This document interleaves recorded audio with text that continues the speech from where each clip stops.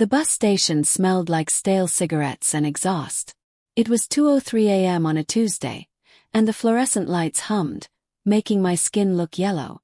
I clutched the one-way ticket in my hand, the paper already damp from my palm. I had exactly $43 in my pocket and a thin duffel bag at my feet. That was it. My parents hadn't even waved goodbye.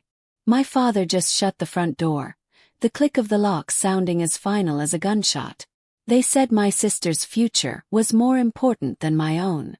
Before I tell you what happened 6 years later, when she walked into my office asking me for a job, tell me, have you ever been quietly erased by your own family? It's a strange, cold feeling. 1 minute you have a bed, a room, a life. The next you're a ghost. My sister Jessica was the star. I was just practical. That was the word my mom always used. You're practical, Kat. You'll be fine. They bet everything on her.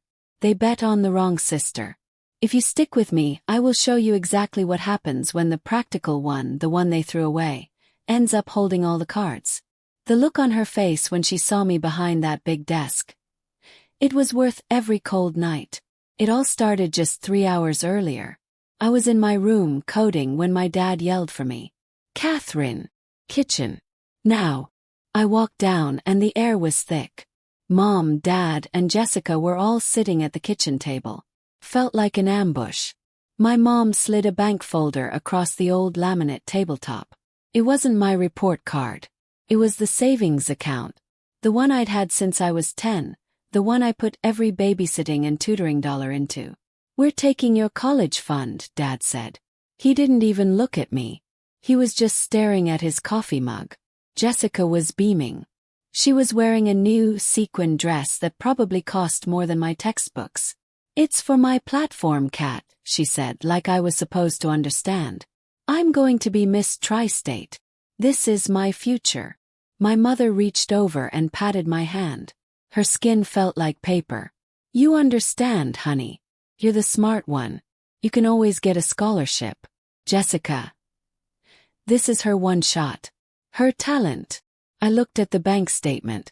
My name was on it. But the balance was 0. They had already taken it. They didn't ask. They told me. So, what am I supposed to do? I whispered. The kitchen light buzzed overhead, loud in the silence. My father finally looked up. His eyes were flat like a stranger's. We can't have you here, Kat. All this negativity. It's distracting for Jessica. She needs to focus. He pointed to a small, worn-out duffel bag by the back door. It was my old middle school gym bag. We packed you a few things. And this.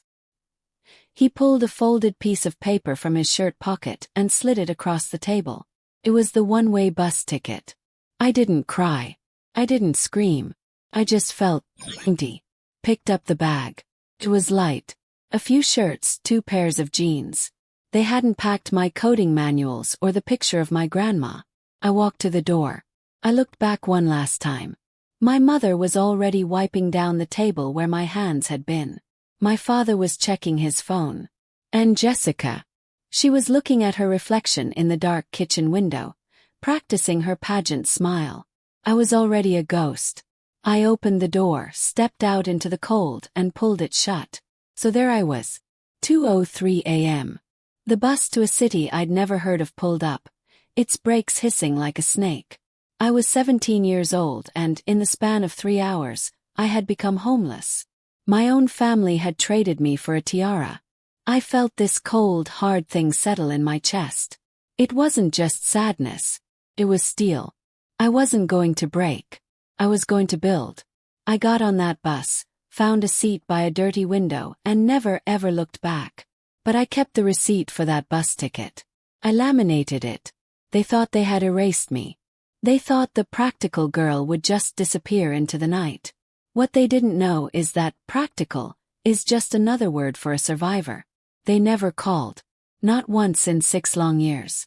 But destiny has a funny way of balancing the books. And now, my sister's application was sitting on my desk, and her interview was scheduled for 10 a.m. sharp. Hit subscribe if you believe that what goes around always comes around. People like my parents, the ones who pick a favorite and throw the other child away, think they'll never have to answer for it. Don't be like them. Subscribe if you believe in justice. They bet on the wrong future. And if you think everyone deserves a fair chance, not just the pretty one, comment "I'm Team Catherine" below. Siding with people who play favorites just lets the cycle continue.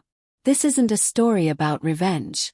This is a story about what happens when the person everyone ignored finally gets to be the one holding the pen. And I had a lot of questions to ask. 6 years. 6 years of night shifts at diners, sleeping in hostels, and coding until my eyes burned. I built a life from their scraps. I built a career from the ashes they left me in. And now, Jessica Andrews wanted a job in my department. I looked at her name on my glowing monitor. I wondered if she still practiced her smile in reflections. But before I tell you what happened when she walked into that glass boardroom, you need to understand why. You need to see what I saw. You need to go back to Christmas morning when I was 8 years old. To understand why I didn't just hit reject on her application, you have to go back. Way back. It wasn't one big, awful thing that happened. It was 1,000 little cuts, every single day. It was like being slowly erased. Christmas when I was 8 is the first time I really saw it. The tree was drowning in lights, and my sister Jessica was posing for my dad's new camera. "Open yours, superstar," Mom sang. Jessica tore open a giant box. Inside was a top-of-the-line laptop for her blogging career. Then Mom handed me a small, flat box. "And this is for you, Kat. You like your computer things." Opened it. It was a mousepad. It had a picture of a kitten on it. I hated kittens. I loved robots. I looked at Jessica's new laptop, which cost more than our grocery bill for a month, and then at my $5 mousepad. "It's practical," my dad said, not looking up from his phone. That was the word they always used for me. Practical. Jessica was the star. I was the stagehand. I was the girl who got the mousepad. I just smiled and said, "Thank you." I learned very, very young that asking for more just meant getting hurt. When I was 10, it happened again, but worse. Jessica was in the Little Miss Sunshine pageant. For a whole month, our house smelled like glitter and hairspray. My parents spent all their time helping her practice her talent, which was just waving and smiling. When she won, you would have thought she'd found a cure for a sickness. Dad carried her around the living room on his shoulders. "That's my girl. Our very own superstar." Mom cried and called all our relatives. They put the huge, shiny trophy right in the middle of the fireplace, where everyone had to see it. A week later, I came home with my own prize. It was a simple blue ribbon and a certificate from the district codathon. I had built a small robot from scratch that could solve a maze. I was the only girl who even made it to the final round. I was so proud my hands were shaking. I held the ribbon out to my dad. He glanced at it. "That's nice, Kat," he said. "Just make sure you're not staying up too late on that computer. It'll rot your brain." Then he turned right back to the TV. That night, I hid my blue ribbon in my underwear drawer. Do you see the pattern? Jessica's looks were celebrated. My brain was a problem. It was like I was speaking a language they refused to learn. They didn't understand coding, so it wasn't real. But a pageant smile. Oh, that was a future. But it gets so much worse. The thing with the ribbon and the mousepad. That was just practice. The real test came when I was 12.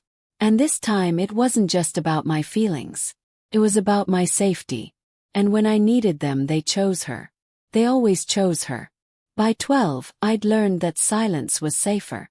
I stopped showing them my ribbons. I stopped talking about coding.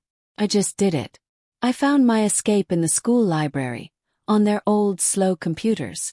While I was building worlds online, Jessica was building her brand. When she got into the high school pageant circuit, my parents threw a huge sponsorship party. They invited the whole neighborhood. "We're investing in her future," my dad announced, raising a glass. He looked so proud. It was a Tuesday night, and they spent hundreds on tiny sandwiches. That exact same week I got a letter. I'd been accepted into a special summer coding camp at the state university. It was a huge deal. It wasn't just a camp. It was a program where big companies found kids and gave them scholarships. I ran home, clutching the letter. I found my mom in the kitchen, gluing shiny crystals onto one of Jessica's new gowns. "Mom!" I got in. I yelled, waving the letter. She didn't even look up. "That's great, Kat. Listen, can you go help Jessica memorize her world peace speech? The regional is next week, and she's really struggling." The letter crumpled in my hand. The camp cost $2,000. Jessica's new dress also cost $2,000. I knew right then I couldn't even ask. It was never "Mom, I hate Kat." It was just, "Mom, Jessica needs me." It was never "Dad, Kat is worthless." It was just, "Dad, look at Jessica shine." I wasn't being bullied. I was being ignored. I was a ghost in my own house. I was just the quiet, practical girl who lived in the background of Jessica's spotlight. But standing there, listening to my mom hum while she glued, I made myself a promise. I promised myself that one day, I would build something so big and so real that they couldn't ignore it. They wanted a star. Fame. I would become the whole sky.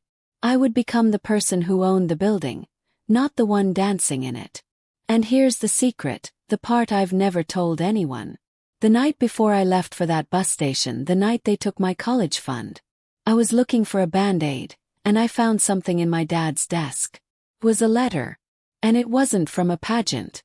It was from a bank. The letter was a loan rejection. They had already tried to get money for Jessica's pageants and been denied. That's why they came for my college fund. It wasn't their first choice. It was their last resort. But that's not the part that stopped my heart. It was what the loan was really for. It wasn't just for dresses. My dad was trying to pay someone off. Someone from Jessica's very first pageant. I stood there in the dark, my world tilting. My sister's perfect future wasn't just built on my stolen money. It was built on a terrible, dark secret. And I was the only one who knew. That bus ride was the longest night of my life. I stared out the window as the towns blurred together, each one a place I didn't belong. When the bus finally hissed to a stop, I was in Pittsburgh, City of Steel. It was 4 a.m., raining, and I knew no one. I walked until I found a 24-hour diner, and I sat in a booth until the sun came up. That day I found a shelter for teens. It was loud and it smelled like old soup, but it was a roof. This was my shed. It was the first place that was only mine, and nobody could kick me out. I needed money. Yes, I got a job washing dishes at that same 24-hour diner. My hands were always raw and red from the hot water, like I was trying to scrub my old life off. For 2 weeks I worked double shifts. I ate leftover toast from customers' plates. I saved every single dollar. Then I walked into a pawn shop. In the back, under a pile of old guitars, was a laptop. It was thick, heavy, and covered in scratches. But it turned on. I gave the man all my money. That old, slow laptop. That was my anchor. That laptop became my only friend. It was my desk, my school, and my escape. In the shelter, I'd wait until everyone was asleep, pull my thin blanket over my head, and open it. The little screen glowed in the dark. I wasn't in a shelter anymore. I was building worlds. I taught myself 3 new coding languages. I read university lectures for free. The sound of my fingers tapping on the keys was the only thing that felt real. It was the first thing in my life that was truly mine. I wasn't just typing. I was building. But I wasn't just running from something. I was running toward an answer. I couldn't get that letter out of my head. The one from my dad's desk. The loan rejection. Pay someone off. What did that mean? What did Jessica do? Or what did my parents do for her? I knew I couldn't find out as a 17-year-old dishwasher. To get answers I needed power. And to get power I needed to be smarter and faster than everyone else. That secret was the fuel and my laptop was the engine. My fingers flew. I built a small app for the diner, a simple one to track orders. The owner loved it. He paid me $200. I used that money to apply to a night class at the local community college. The professor saw my code and pulled me aside. "Your logic is..." Elegant, he said. What are you doing washing dishes? He helped me apply for a full scholarship at the state university. Got it. I walked out of that shelter with my duffel bag and my laptop and never looked back. College wasn't parties for me. It was war. I lived in the cheapest dorm room. I worked as a teaching assistant in the mornings and a freelance coder at night. My old laptop, my cedar table, sat on a desk I made from cinder blocks. It was my drafting surface. I built security protocols. I designed databases. I ran on vending machine coffee and that cold, hard need to prove them wrong. I was so practical that I was going to make myself essential. This was the year I stopped waiting. I stopped waiting for an apology. I stopped waiting for them to call. I stopped asking for recognition and just started building it myself. I graduated at the top of my class with honors. I sat in the front row, waiting for my name to be called. And when it was, I looked out at the audience. There were no balloons. No one was holding a camera. My family wasn't there. For a second it hurt. Then I stood up, walked across that stage, and shook the dean's hand. I didn't need them. Had me. The next 6 years were a blur of pure focus. My first job. My second. My third, where I was a team lead. I moved from that tiny dorm to a small, clean apartment. Then a bigger one. The one I have now, with windows so big they look like the sky. I finally retired my old laptop. It sits on a shelf in my office like a trophy. It's my reminder. It's the cedar table I built from scraps. It reminds me that I wasn't given a future. Built one. And that's what they never understood. They thought Jessica's future was something you could buy with sparkly dresses and my stolen money. I learned that a real future is something you build. With code and steel and a fire in your heart that won't go out. I became Catherine Andrews, Senior Hiring Manager. I am the gatekeeper. I am the one who decides who gets a seat at the table. I built the whole table. Which brings us to this morning. 9:45 a.m. I'm standing in the glass boardroom. My assistant Lisa pokes her head in. Ms. Andrews, your 10 a.m. is here. I nod, taking a sip of my black coffee. Send her in. I look at the 2 chairs. One for me, the boss. One for the candidate. I hear the door click open behind me. I hear the sound of high heels tapping on the polished floor. I hear a voice, shaky and small, say my name. Kat! I turn around and 6 years just melt away. I turned around slow and steady.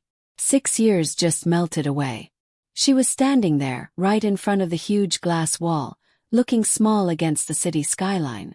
She wore a bright pink suit that looked like it cost a month of my old diner paychecks, but her eyes were wide with pure panic. Her fancy designer purse slipped right off her shoulder and hit the floor with a soft thud. She didn't even notice. Kat? She whispered again, her voice cracking. What are you doing here? I gave her a small, polite smile. The kind you give a stranger in an elevator. Hello, Jessica. I work here. The real question is, what are you doing here? She just stared. Her mouth opened, then closed. All the pageant training in the world couldn't prepare her for this. This wasn't her stage. This was my boardroom. I built this life. Please, I said, pointing to the empty chair across from my desk. Sit. It wasn't a question. It was a command. She fumbled to pick up her purse, then sat down stiffly, perching on the very edge of the leather chair. She looked like a bird ready to fly away. I walked past her, sat in my own big chair at the head of the table, and pulled her resume from a sleek, black folder. When her name first popped up in my email last Thursday, my heart didn't stop. I didn't feel sadness. I just felt cold.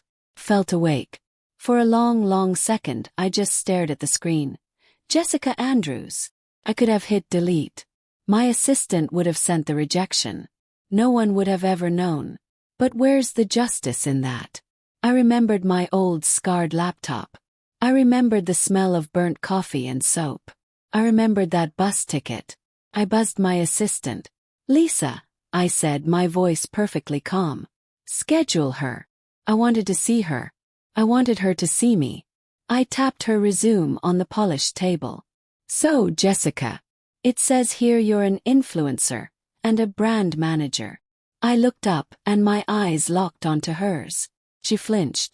Tell me, I said, leaning forward, what experience do you have with high-level data security or managing a multi-million-dollar budget? Because that's what this job is. Her face went pale. This was the plan. Not to yell, not to cry. This was an audit, a structural inspection. And I knew from her resume that her whole life was built on sand. She was here for a marketing job. I had her rerouted to my department. I manage a brand, she stammered, trying to find that pageant voice. It's very high pressure. I have over 50,000 followers. I deal with sponsors. Kept my face blank. 50,000. Impressive. This division manages data for 50 million customers. So let's start with a simple technical question. Can you please describe in your own words the difference between SQL injection and cross-site scripting? The silence in the room was so loud I could hear my own heartbeat. She just blinked. It was the same look she had when I tried to explain my robot all those years ago. Total empty confusion. That's a coding thing, right? She said, trying a little laugh. Sounded like a squeak. I'm more of a big picture person. A people person. I nodded slowly. My parents said the same thing about you. Her head snapped up. I just smiled. This isn't a people job, Jessica. This is a technical job. You told them you had a future. I'm just trying to find out what that future is built on. Because from where I'm sitting, it looks like nothing. I was not going to let her off the hook. She wasn't here as my sister. She was here as a candidate.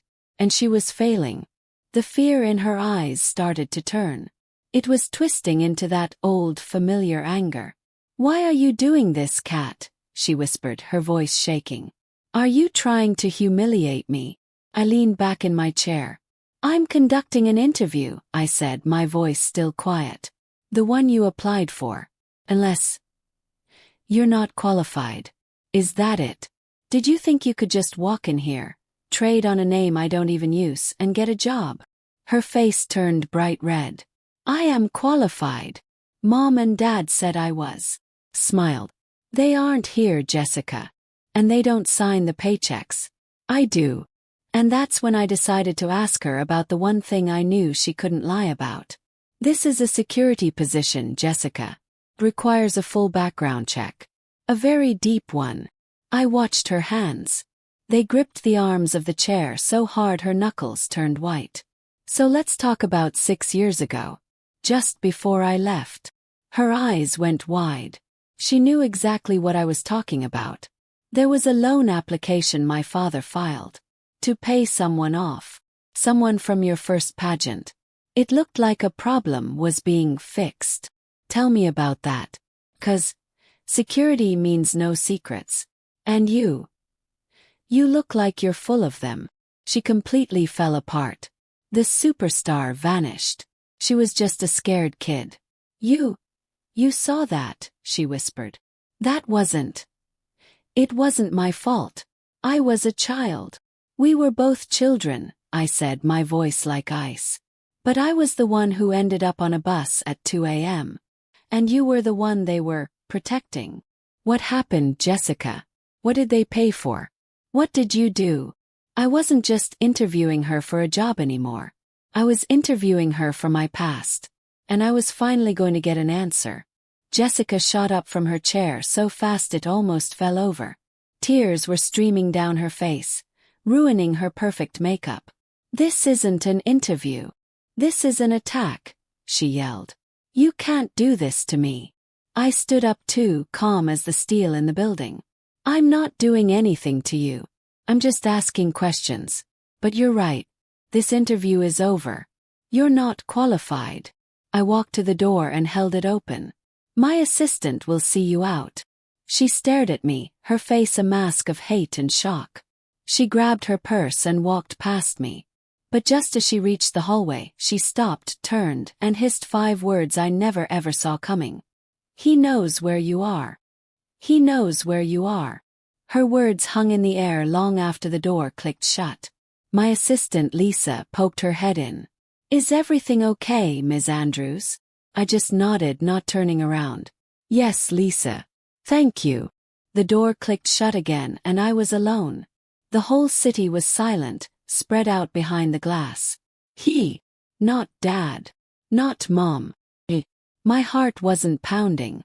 It was slow. It was heavy. It was the sound of a drum marching to war. She wasn't just unqualified. She was a warning. I didn't panic. I walked back to my desk, sat in my chair, and locked my office door with a click. The interview was over. The investigation was just beginning. This was my house. This was my company. You don't get to walk in here, threaten me, and just leave. I wasn't that 17-year-old girl at the bus station anymore. I didn't just have an old laptop. I had the keys to the whole kingdom. My practical, logical, coding brain kicked in. Fear out, focus in. I opened a secure terminal on my computer. I began to draw my blueprint. Just like the housewarming story, I was planning an event. But this wasn't a dinner party. This was an audit. I drew a line down the center of my screen. On one side, I wrote what I know. On the other, what I need. Under what I know, I wrote, Jessica, scared. The loan, rejected. The payoff, secret. And the last, awful words. He knows where you are. My goal wasn't everyone has a seat. My goal was no one gets to hide. I was going to turn on every single light. I couldn't do this alone. I needed my Margaret. I needed my ally. I buzzed the top floor. "Sarah, it's Kat. I need you." Sarah wasn't just my mentor. She was the vice president of engineering. She was the grandma figure in my life, the one who saw my code and took me under her wing years ago. She was in my office in 2 minutes. She's a woman in her 60s with sharp eyes and zero patience for nonsense. "What's wrong?" she asked, closing the door. "You look like you've seen a ghost." I looked at her. I think I just did. I laid it all out. The stolen money. The bus station. The sister. The threat. She said, "He knows where you are." It was a security risk, Sarah. Right here, in our building. Sarah didn't say, "I'm sorry." She said, "Who is he?" I told her about the letter. The loan. Pageant. "I need to know what they did," I said. "I need to know who they paid off. I'm not doing this for revenge. I'm doing this because she brought a threat into my office." Sarah nodded once, her face like stone. "You're right. This isn't a family problem anymore. It's a company one." She sat at my terminal. "This is my revolution." She typed in her executive override codes. Suddenly, I wasn't just a manager. I had access to everything. "What's the plan, Kat?" she asked. I took a deep breath. "The plan is to find the guests who never got an invitation." Facts. We start with the loan application. We run a deep background check on my parents. We find the name of that first pageant. And we find the name of the director. We find out who he is. I was inviting every single one of their secrets to my table. The search was fast. My hands were steady on the keyboard, but inside I was shaking. I was terrified of what I would find. But every time the fear came up, I would just look at my anchor. Sitting on my shelf in a place of honor was my first laptop. The scratched-up, heavy, slow machine I bought from the pawn shop. My cedar table. I touched the smooth, worn plastic. It had held me up then, and it would hold me up now. I wasn't the girl who got the mousepad. I was the woman who owned the building. "Got it," Sarah said. My head snapped back to the screen. She had pulled up news articles from 6 years ago. Little Stars of Tomorrow pageant. It was a local thing, small time.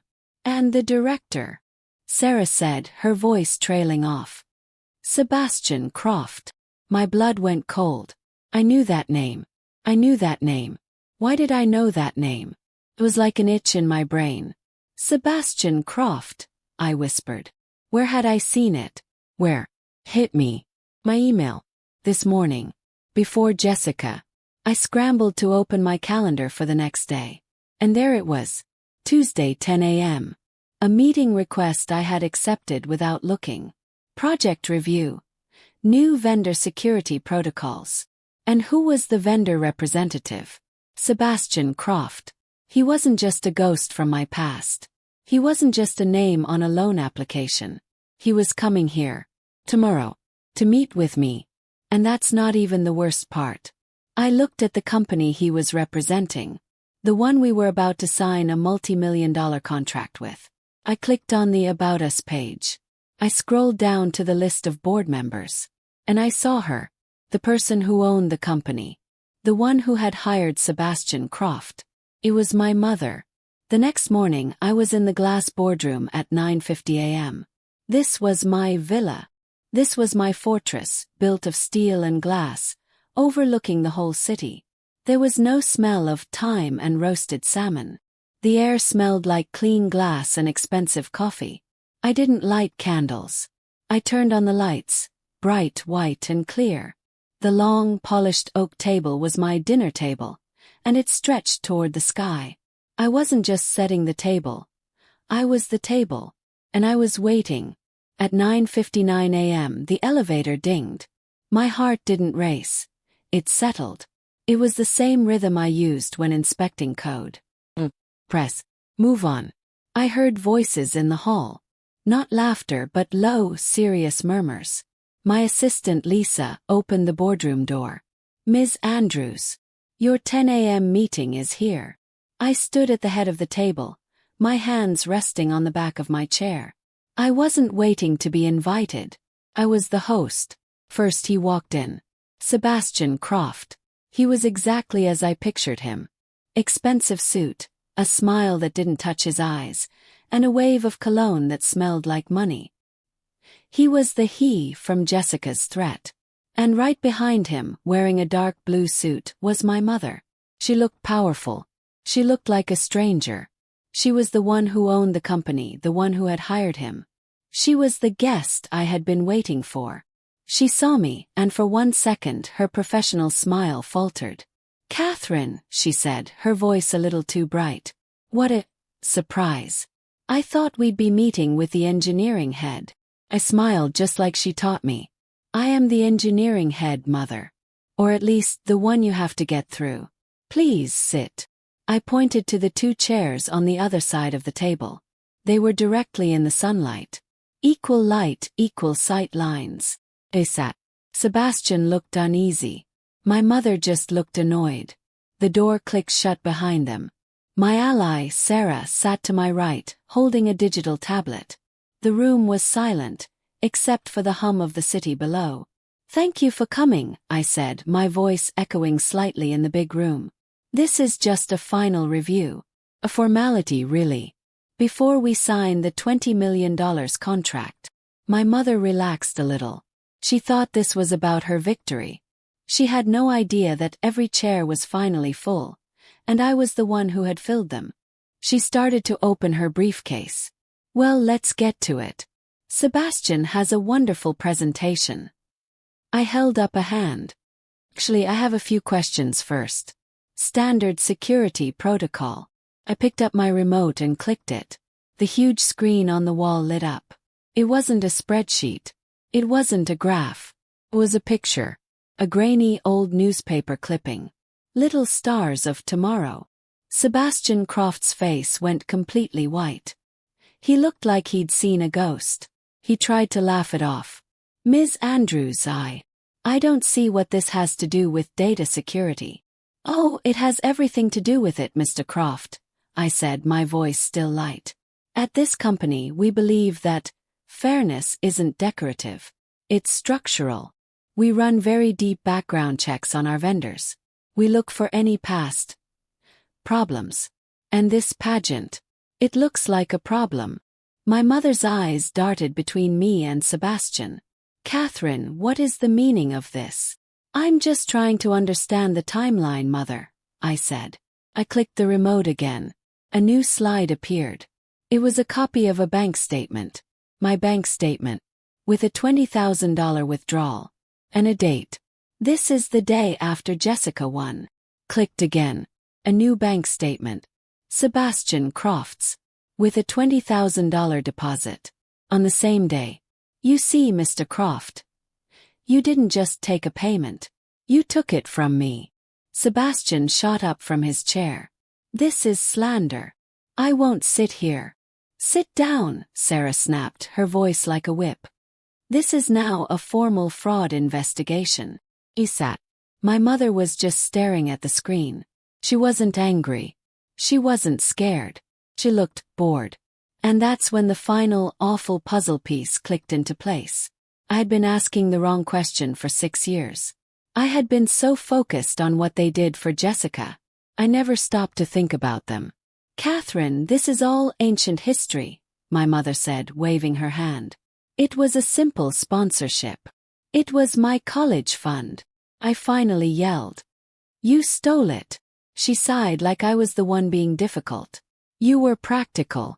You were fine. Sebastian needed that money. Froze. Sebastian needed it. Not Jessica. I looked at Sebastian's panicked face. I looked at my mother's cold, annoyed face. And I finally understood.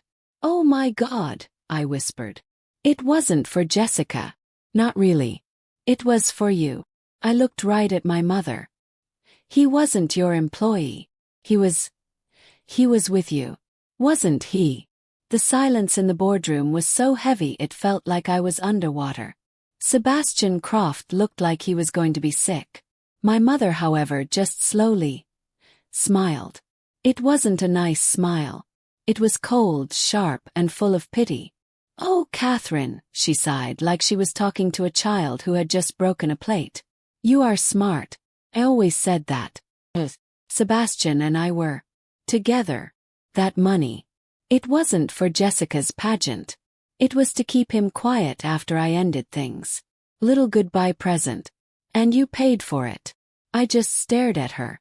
All the hate I'd ever felt, all the sadness, it just vanished.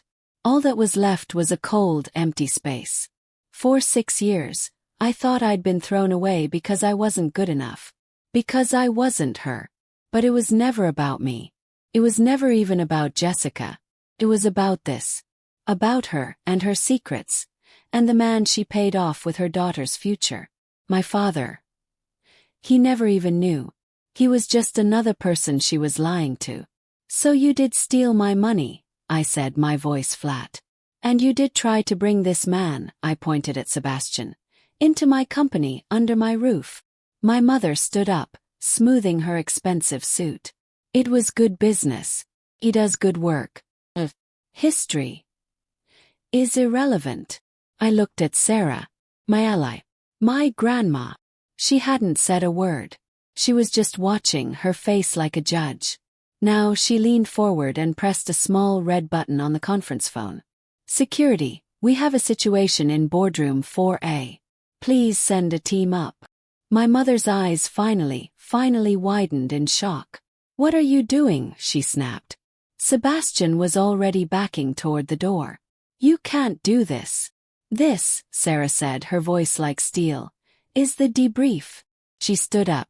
This is the part where we reveal what we found.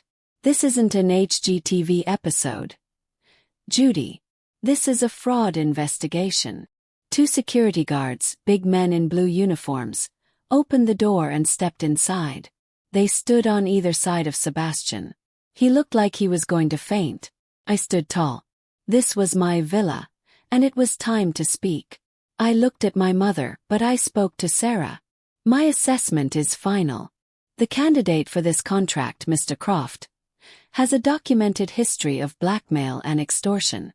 The owner of the vendor company, Ms. Andrews, I said, using her name like she was a stranger, actively tried to hide this relationship. She knowingly tried to give a high-level security clearance to a high-risk individual she had a prior, compromising relationship with. My voice was calm. It had to be. This wasn't just a mistake, I continued. This was an attempt to defraud this company. It was an attack on our entire security system. I looked right into my mother's furious eyes. Here, Ms. Andrews, fairness isn't decorative, it's structural. And your foundation is rotten. My mother looked at me, her face a mask of pure hate. She had lost. In my house on my terms with my rules. She had bet on the wrong horse, and now the race was over. Sarah nodded. Mr. Croft, you will be escorted from the building. Our legal team will be in touch. The guards each took one of his arms. He didn't even protest. He just went, his face gray. My mother was next. She picked up her briefcase, her movements stiff. You will regret this, Catherine, she whispered, her voice low and dangerous. You have no idea what you've just done. No, I said, not moving. You have no idea what you did. 6 years ago. When you wrote me off. She walked out, her heels clicking angrily on the polished floor, leaving the smell of her expensive perfume behind. The door clicked shut. It was over. The room was silent again. Sarah put a hand on my shoulder. You said that, she whispered, a small smile on her face. You actually said that. I just nodded, my eyes still on the empty chairs. It was finally over. I leaned back in my chair, breathing in the quiet air, thinking this was the end. That's when my phone began to vibrate. Once, then again, then non-stop.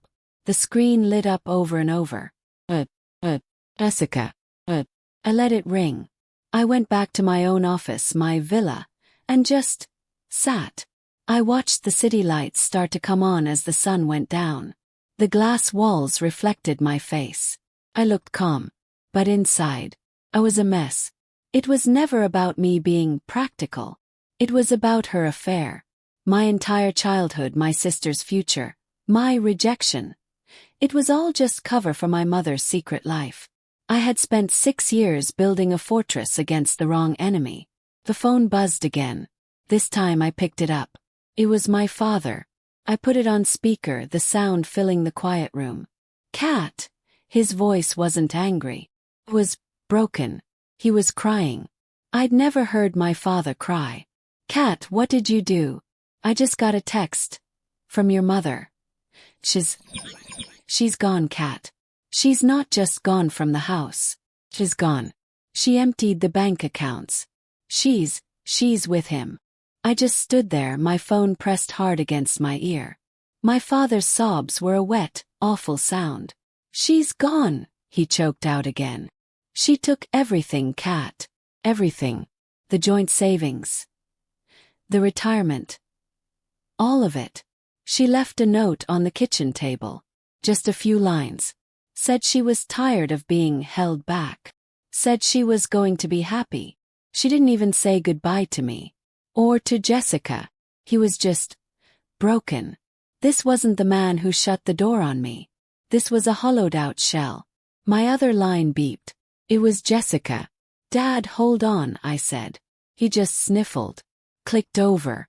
It wasn't a voice. It was a scream. It was a raw, animal sound of pure rage. You did this, she shrieked, and I had to pull the phone away from my ear. You ruined our lives. You ruined everything. Is gone. And it's all her fault. She was pacing, I could hear her. You couldn't just leave it alone, could you? You were always so jealous. You couldn't stand that she loved me. You just had to tear us all down. She was blaming me. She was blaming me for the truth. She thought this was because I was jealous of her. She still had no idea. She had no clue that her entire future, her pageants, her stardom, was just a cover-up for our mother's secret life. She was the star of a play she didn't even know she was in. She was just a prop. And now the stage was on fire, and she was screaming at the person who pulled the fire alarm. I clicked back to my dad. He was quieter now. She's yelling at you, he whispered. It wasn't a question. She doesn't get it, Cat, he murmured. She still thinks your mother was just helping her with her career. She doesn't know about him. About any of it. She doesn't know the money was never for her. My stomach turned to ice. Dad, I said, my voice low.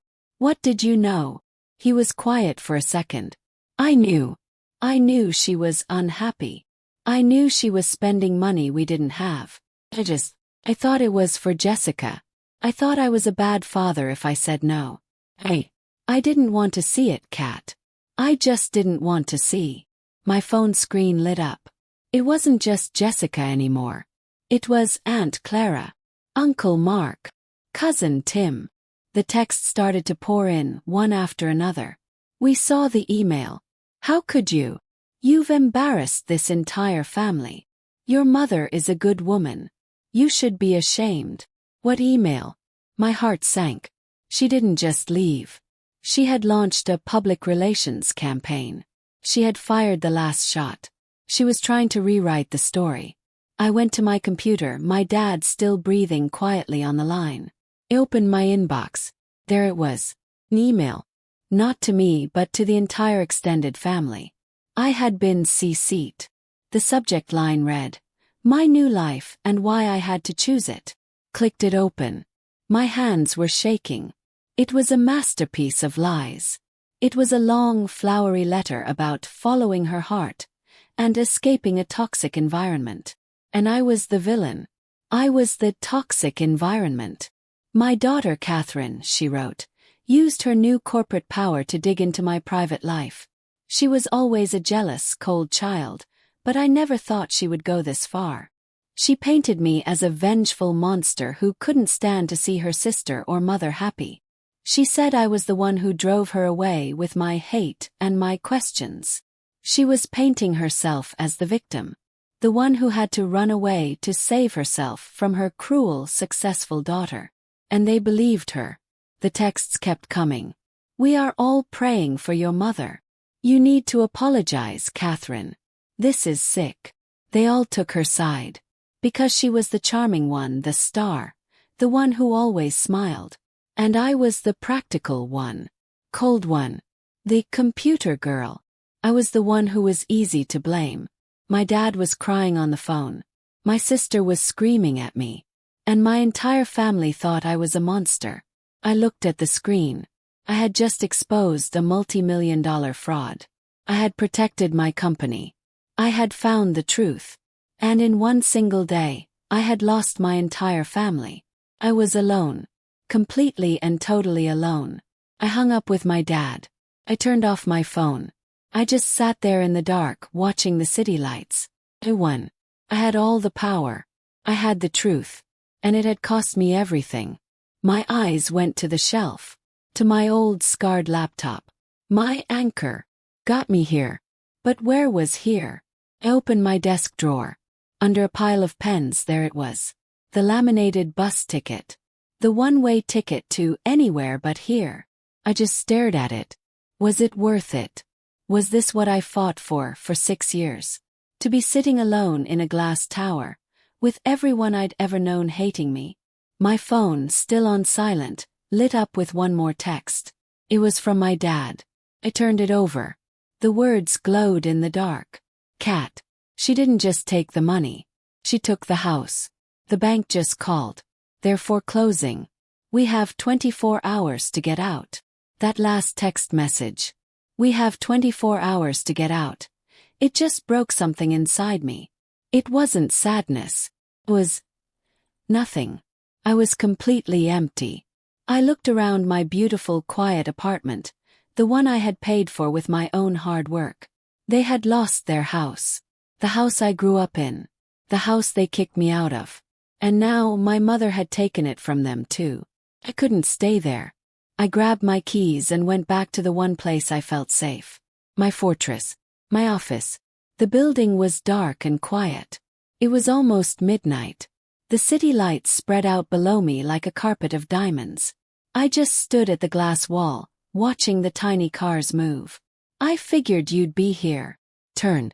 Sarah, my ally, my grandma, was standing by my office door, holding 2 cups of coffee. She must have been working late, too. She handed me one. "They're blaming you, aren't they?" she said. It wasn't a question. I just nodded, my hands shaking around the warm cup. Just then my desk phone buzzed. It was a strange, loud sound in the empty office. I hit the speaker. "Ms. Andrews." It was the night guard from the main lobby. I'm sorry to bother you, ma'am, but there are 2 people down here. A man and a young woman. They say they're your family. Your father and sister. They're making a scene. Crying. Should I call the police? I looked at Sarah. She just raised an eyebrow. No, Carl, I said, my voice cold and steady. Send them up. Sarah looked at me. Are you sure you want to do this? Here. He nodded. Yes. I won't be that 17-year-old girl in the kitchen ever again. I won't be the girl on the bus. They want to confront me. They'll do it here. In my house. On my ground. We waited. The only sound was the ding of the elevator, far away. Then the heavy glass doors to my office suite hissed open. And there they were. My father looked old. His clothes were wrinkled, his face was gray, and he looked like he hadn't slept in a week. He just stood there looking lost. Jessica. Jessica was a storm. Her hair was a mess, her mascara was smeared all down her face, and her eyes were red with pure animal rage. The second she saw me, she lunged. You! She screamed, her voice cracking. You did this. You took everything from us. First my future, now my home. You're a monster. She was actually trying to hit me. Stop. Sarah's voice wasn't loud, but it cut through the air like a razor. Jessica froze, her hand still in the air. She hadn't even seen the older woman sitting calmly in the shadows. Sit down, Sarah commanded. Both of you. My father just sank into one of my expensive guest chairs and put his face in his hands. Jessica was still shaking, pointing at me. Who are you? This is family. This is between us. Sarah stood up. She was not tall, but in that moment she seemed to fill the whole room. No, she said, walking slowly toward Jessica. This was business. The moment your mother tried to bring a high-risk criminal into my company. And you are just the fallout. Jessica looked confused. What criminal? What are you talking about? Sarah just looked at her, her eyes full of a pity that was almost cruel. You really don't know, do you? You still think this is about you? She pointed at me. I've watched your whole family do this, Sarah said, her voice quiet and steady, like the grandma I needed. Always turning the light away from her. Always building your whole world around your comfort, Jessica. You told yourself it was fairness. It wasn't. It was favoritism. It was abuse. And you were happy to be a part of it. That's not true. Jessica whispered, but her voice was weak. It is, Sarah said. And now the whole thing has fallen down. But not because of Kat. She leaned in. Your mother didn't leave because of this job. She left with her boyfriend, Sebastian Croft. The man she's been having an affair with for 7 years. The man she paid off with Catherine's college fund. The man she tried to hire here. Your pageants. Your future. You were just a distraction, kid. Cover story. A place to launder the money. The room went completely silent. My father was sobbing, a broken, horrible sound. Jessica's face. It just collapsed. All the anger, all the rage. It just drained away. She was left with nothing. Blank. Me. She looked like a doll with the stuffing pulled out. She turned her head slowly, not to her father but to me. Her eyes were wide and empty. Kat, she whispered. Is it true? Dad. She looked at our father. He couldn't even look up. He just nodded, his shoulders shaking. Jessica just stood there. The superstar was gone. The pageant queen was gone. It was just a girl. A girl who had just learned her entire life was a lie. She looked around my big, beautiful office. She looked at Sarah. She looked at our crying father. And then she looked back at me, her eyes desperate, lost and terrified. Kat, what do we do now? I looked at Jessica's empty, terrified face. What do we do now? She whispered. All the fire was gone. She was just a girl lost in a storm. My father was still crying, his face in his hands. He was a broken man. Sarah, my mentor, just looked at me. She was waiting for my answer. This was my room. My call. I took a deep, slow breath. I was not that 17-year-old girl anymore. I was not the victim. I was the one with the power. I was the practical one. And this was a practical problem. I walked to my desk, picked up my phone, and made one call. I spoke quietly. Yes, I need a short-term lease. 2 bedrooms. Furnished. Simple. Immediately. Hung up. I wrote an address on a small piece of paper. I slid it across the polished desk to my father. This is an apartment. It's clean. Safe. The first 3 months are paid for. That's it.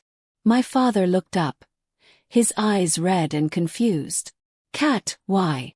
Because, I said, my voice flat. I won't have you on the street. That's not who I am. Jessica just stared at the paper. She was shaking. You're giving us a place to live. After everything. I'm not giving you anything, I said, my voice cold. I'm fixing a problem. You two are a problem. Now get out of my office. Sarah walked them to the door. My father had to help Jessica, who was walking like a robot. At the door, Jessica stopped. He turned around. He looked so small. Kat. Thank you, he whispered. I just nodded. I didn't say, you're welcome. The silence between us wasn't war anymore. It was just empty space. After they left, I stayed by the window until the sun started to come up. The night was over. Sarah put a hand on my shoulder. You did good, Kat. Really good. It wasn't praise. It was just true. I went home. I slept for 12 hours. When I woke up, the world felt quiet. 2 days later, I went to that apartment. I knocked. Jessica opened the door. She was wearing an old t-shirt and sweatpants. Her hair was in a messy bun. All the glitter was gone. The apartment was small. The furniture was cheap. My father was asleep on the couch. He doesn't sleep much, Jessica whispered. I was holding a box. I walked past her and set it on the small kitchen table. She looked inside. What is this?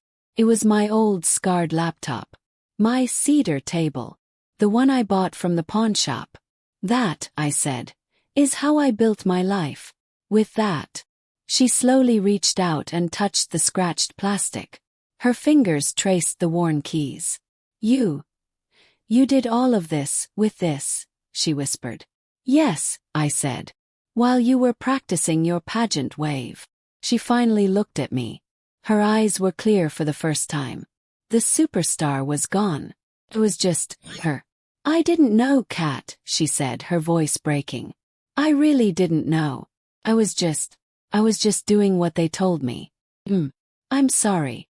It wasn't redemption. It wasn't forgiveness. But it was a start. Nodded once. I know. I turned to leave. My father was awake. He was standing by the couch. He just looked at me. You're a good woman, Catherine, he said, his voice rough. You're better than all of us. That was enough. I walked out the door and closed it softly behind me. I went back to my own apartment. My own life. I stood at my big glass window, looking at the city I had built. I didn't get my family back. Not the one I wanted. But I got the truth. And I got me. I opened my desk drawer and took out that old laminated bus ticket. The one that sent me away. For 6 years it was my anger. My fuel. Now, it was just a piece of paper. I let it fall from my hand, down into the wastebasket. I didn't need it anymore. I wasn't running. I was home. If you've ever felt invisible in your own family, this story was for you. Sometimes the people who are supposed to love you the most are the ones who can't see you at all. Hit subscribe if you believe that building your own future is the best revenge. Don't let anyone erase you. Don't let anyone call you practical like it's a bad word. Practical is what builds the world. And if you believe that everyone, even a broken family, deserves a second chance, even if it's just a chance to see the truth, then comment "I'm Team Catherine" below. Share this with anyone who needs to be reminded that their scars are just proof that they survived. Thank you for listening. There's always another story waiting to be told.